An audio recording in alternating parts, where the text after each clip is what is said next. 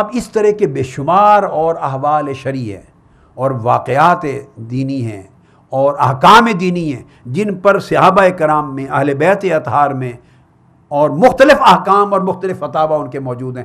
اسی کی تطبیق اہل علم کرتے ہیں، اہل تشیع بھی کرتے ہیں، اہل سنت بھی کرتے ہیں، حنفیہ، مالکیہ، شافعی، حنبلیہ سارے اسی میں تطبیق کرتے ہیں کہ ایک نے یہ بات سنی دوسرے تک نہیں پہنچی، ان کو دوسری حدیث بعد کے زمانے میں ملی، اس پر عمل کرتے ہیں.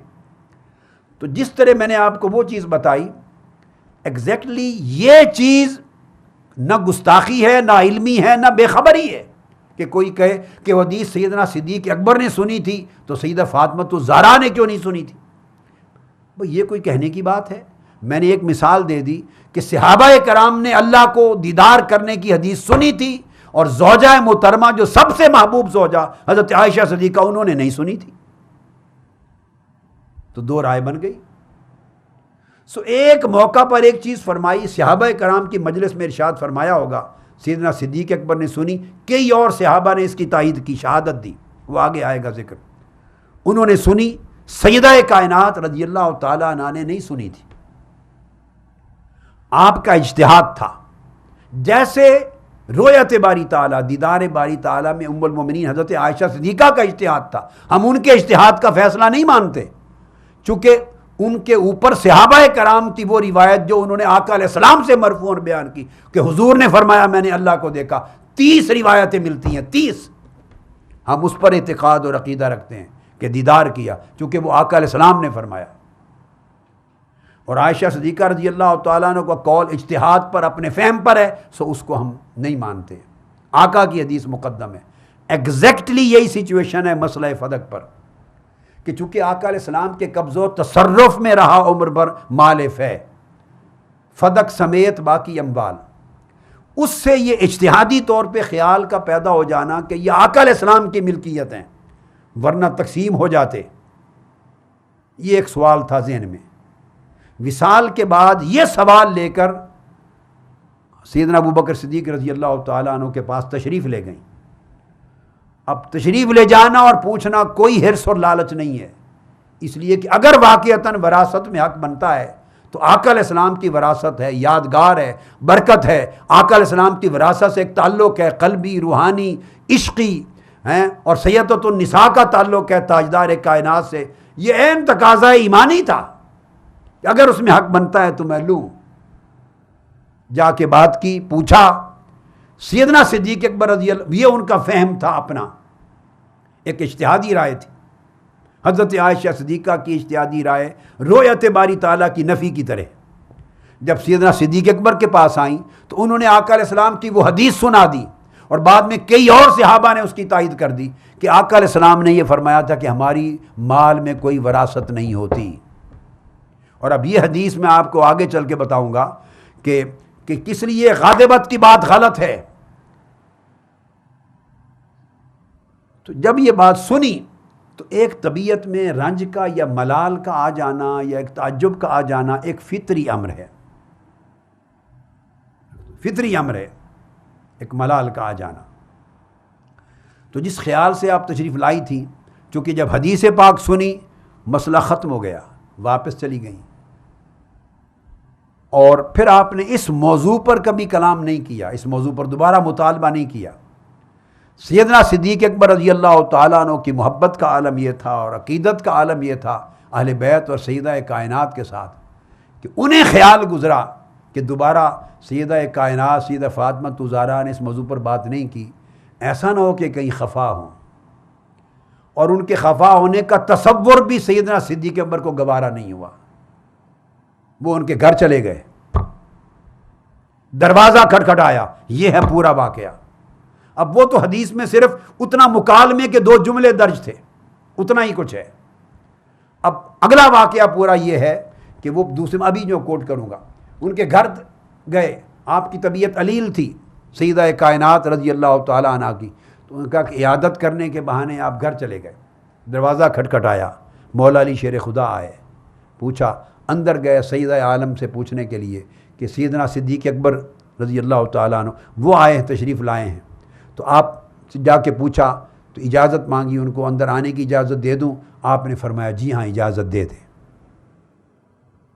اب میں درجنوں حدیثیں کوٹ کروں گا.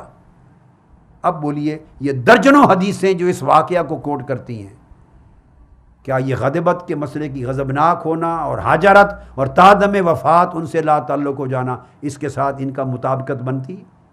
کلیتاً متضاد ہیں، وہ رد ہو جاتی ہے ساری چیز.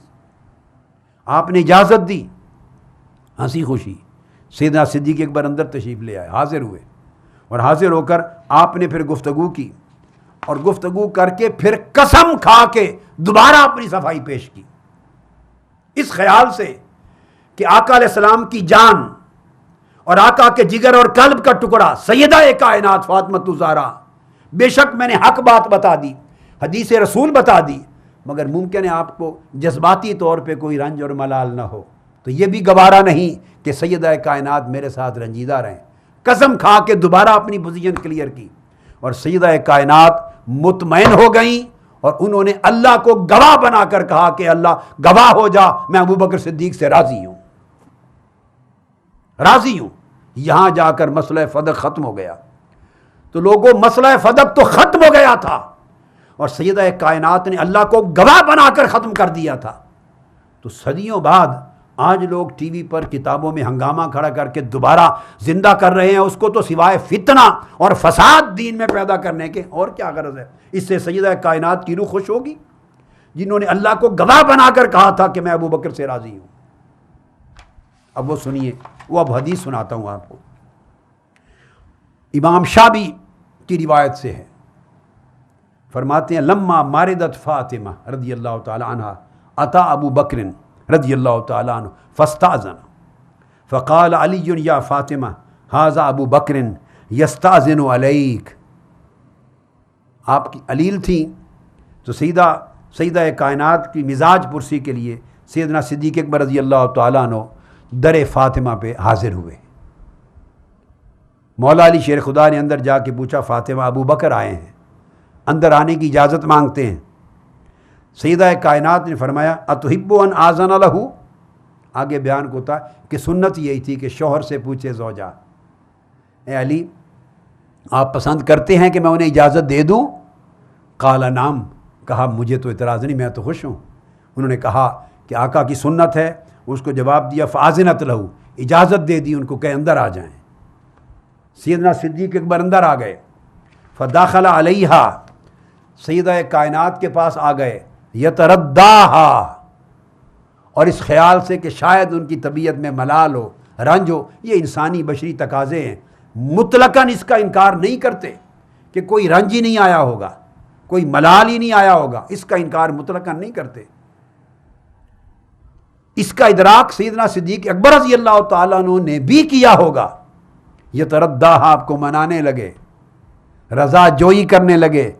اور آگے یہ جملہ بولا ہے سیدنا صدیق اکبر نے، خدا کی قسم اگر ایمان کی رتی ہو اور طبیعت میں انصاف کی رتی ہو تو انسان اسی وقت تائب ہو کر کہے قربان جاؤں بکر صدیق تیرے عشق کے اہل بیت پر. انہوں نے جملہ بولا ہے قال واللہ، یہ بیت فاطمۃ الزہرا میں کھڑے ہو کر مولا علی شیر خدا کو گواہ بنا کر، حسنین کریمین کو گواہ بنا کر سیدہ عالم فاطمۃ الزہرا سے عرض کیا واللہ ما ترکت الدار والمال والاہل والعشیرۃ الا ابتغاء مرضات اللہ ورسولہ ومرضاتکم اہل البیت. عرض کیا کہ سیدہ کائنات خدا کی قسم جس کے قبضہ قدرت میں میری جان ہے، آپ کو معلوم ہے ہم نے گھر بار چھوڑ دیا تھا، مکہ سے چھوڑ کے آ گئے تھے. میں نے اپنا گھر کسی اور غرض سے نہیں چھوڑا تھا، مال و دولت اور کاروبار و تجارت کسی اور غرض سے چھوڑ کے نہیں آیا تھا، اپنے اہل و عیال کسی اور غرض سے چھوڑ کے نہیں آیا تھا، رشتہ دار کسی اور غرض سے چھوڑ کے نہیں آیا تھا. صرف اور صرف 3 رضائیں مقصود تھیں. الا ابتغاء مرضات اللہ، سب کچھ تج کر دیا، چھوڑ دیا فقط اللہ کو راضی کرنے کے لیے، ورسولہ، اور اللہ کے رسول کی رضا کے لیے، ومرضاتکم اہل البیت، اور اے اہل بیت خدا کی قسم صرف آپ کی رضا کے لیے. کوئی کہتا ہے یہ جملے؟ یہاں تک تو بات آتی ہے کہ اللہ اور اللہ کے رسول کی رضا کے لیے چھوڑ کے آیا تھا. آپ تصور کریں عقیدہ ابو بکر صدیق کیا تھا. اور خدا کا خوف کریں. آج آپ ان کا نقشہ کس طرح پیش کر رہے ہیں, کیا بنا کر پیش کر رہے ہیں؟ ایک مسئلہ پر علمی, ایک فکری, ایک اجتہادی رائے کا اختلاف ہے, اس کا بات کا اتنا بتنگڑ بنا کے آپ نے کیا نقشہ بنا رکھا ہے پوری امت کے سامنے. اور ان کے آپس کے اعتقاد کا اور صدیق اکبر کا اہل بیت کی ادب, احترام اور محبت کا عالم کیا ہے. گھر جا کر قسم کھا کے خدا کی کہتے ہیں کہ سب کچھ چھوڑ کے آیا تھا اللہ, اس کے رسول, و مرداتکم اہل البیت, اے اہل بیت آپ کی رضا کے لیے آیا تھا, اے سیدہ کائنات آپ کی رضا کے لیے آیا تھا. سب کچھ چھوڑ کر ہمیں کیا پڑی تھی ورنہ دنیا چھوڑتے. قال ثم ترداہا, یہ کہہ کر آپ ان کو راضی کرنے اور خوش کرنے کے لیے درخواست کرتے رہے کہ آپ مجھ سے راضی ہوں. اور حدیث کے لفظ ہیں حتی رادیت, سیدہ فاطمہ زہرا راضی ہو گئیں, راضی ہو گئیں. پھر یہی حدیث امام بہقی بیان کرتے ہیں دلائل نبوت میں, جلد 8 صفحہ 460. پورا ایک ہی روایت ہے, مختلف طرق ہیں, راوی جدا جدا ہیں, طرق جدا جدا ہیں.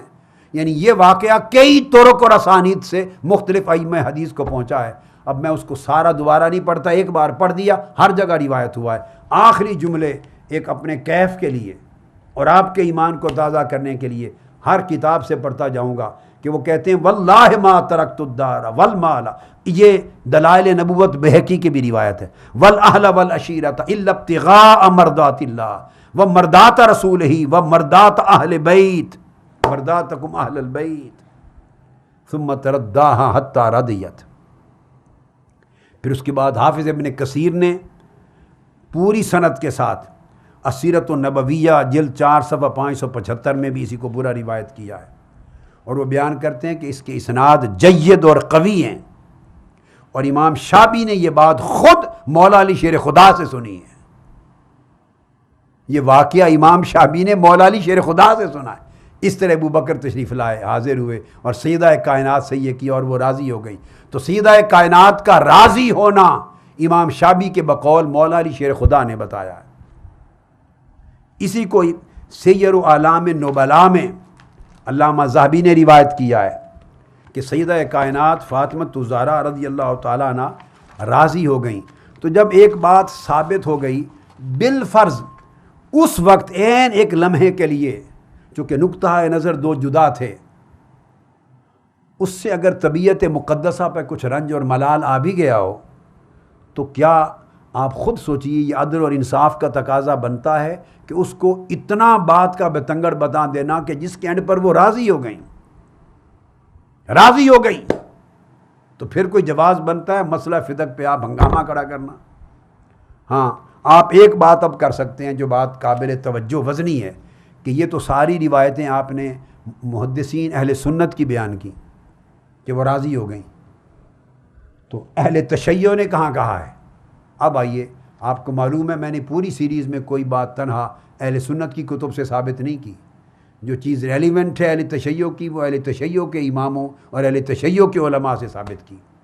اب سیدہ کائنات کا راضی ہو جانا اسی طرح اہل تشیع نے بھی لکھا ہے بالاتفاق, مگر بدقسمتی ان کے جو ذاکر اور مولوی لوگ ہیں وہ یہ اپنی کتب کے حوالے شیعہ عوام کو نہیں بتاتے, نہ ٹی وی پر بتاتے ہیں, اگر بتائیں تو دکانداری ختم ہو جائے, کاروبار ختم ہو جائے.